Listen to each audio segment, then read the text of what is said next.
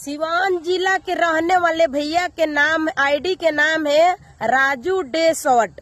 तो लेकिन वो भैया के नाम है, लेकिन उसको पत्नी वीडियो बनाते हैं, वो दीदी बहुत अच्छे वीडियो बनाते हैं। ठीक है, तो लड़का लोग के आईडी देख के आप लोग हरकिएगा नहीं मेरे भैया चाहे मेरी बहन। ठीक है, काहे से तक कोई लड़की के आईडी के ज्यादा सपोर्ट करते हैं और लड़का के आईडी के सपोर्ट नहीं करते हैं। इसीलिए मैं कहते हैं वो लड़का नहीं है, लड़की है। अपने हस्बैंड जी के नाम के आईडी चलाते हैं, लेकिन वो लड़की है। दोनों पति पत्नी वीडियो बनाते हैं, बहुत अच्छे हैं। जो आईडी स्क्रीन पर दिखाई देते हैं ना, वो दीदी का आईडी है। ठीक है, तो आप लोग ढेर सारा प्यार और दुलार दीजिए और आशीर्वाद दीजिए, ये दीदी खुशी खुशी आगे बढ़े। जैसे एक एक करके मेरे के सपोर्ट करते हैं आप लोग, वैसा ही प्यार दुलार दीदी के दीजिएगा।